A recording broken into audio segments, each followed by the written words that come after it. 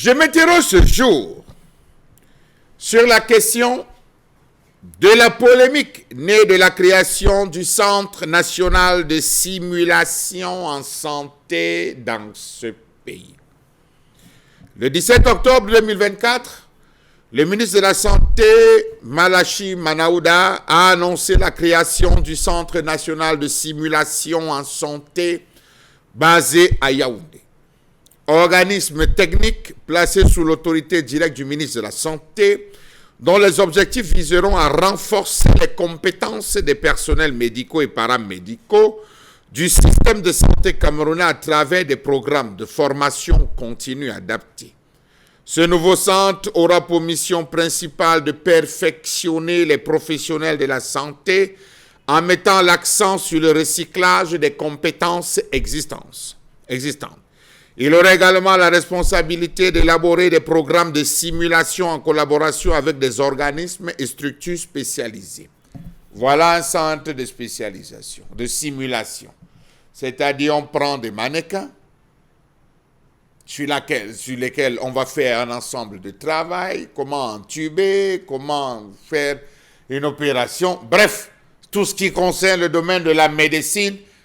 Les gars vont travailler en situation réelle, si vous voulez le dire. Ça veut dire que tous les appareils seront connectés, des machines, des ordinateurs, des tableaux de simulation. Si le malade réagit comme ça, comment est-ce que vous devez faire? Ce sont des mannequins. Il participera à l'organisation, à la supervision et à la coordination des étapes pratiques pour les étudiants en médecine, pharmacie et odontostomatologie, ainsi que pour les futurs professionnels médico-sanitaires. Le centre prévoit par ailleurs de nouer des partenariats avec des institutions nationales et internationales dédiées à la simulation en santé. Question. Les experts estiment, ceux de la vieille époque estiment que ce centre national de simulation n'a pas sa place. Qu'au-delà de la création d'un centre national qui nous coûtera beaucoup en argent, qui nous coûtera beaucoup en temps de construction, d'inauguration, de réception, d'équipement, on aurait dû penser à la création des CHU. Hey, on a le CHU de Yaoundé. Ah, d'accord. Quand on fait du centre hospitalier universitaire, les experts estiment que ce centre n'aurait pas dû être abandonné dans une vétusté, une décrépitude totale. On déshabille Pierre pour aller habiller Paul. Le centre hospitalier universitaire rattaché directement à l'université. On devait avoir un CHU dans le Ndé, dans l'ouest Cameroun, par rapport à l'UDM. On devrait avoir un CHU à Maroua pour permettre aux étudiants, et c'est dans ce centre qu'on aurait la possibilité de faire ces simulations.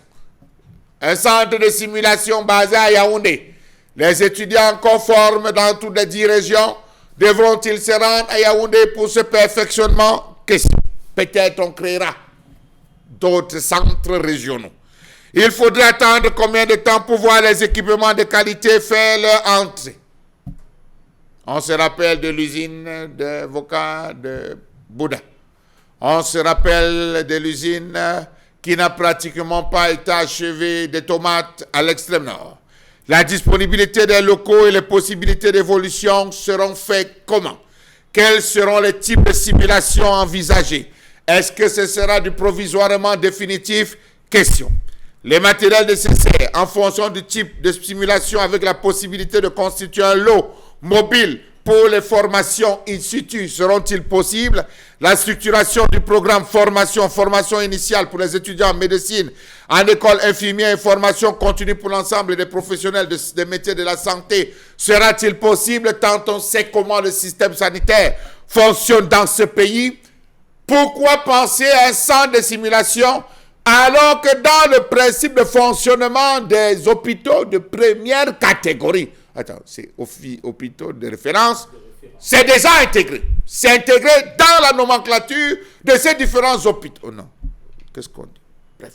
Comment comprendre la création d'un centre comme celui-là lorsqu'on sait que les médecins, pour la plupart, réclament l'amélioration de leurs conditions de vie dans l'exercice de leur fonction, meilleur plateau technique? Ah, ce n'est que la simulation. On n'a pas besoin de meilleurs plateaux techniques.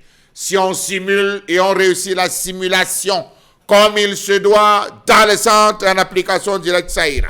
Quand on fait les multiples programmes engagés dans le secteur de la santé, le syndicat des médecins du Cameroun estime qu'au moins 2000 médecins généralistes ont été diplômés au cours des 3 dernières années et que la grande majorité d'entre eux sont au chômage. Comment comprendre cette lutte acharnée qui existe entre la médecine conventionnelle et la télémédecine dans ce pays? Aujourd'hui, c'est une guerre.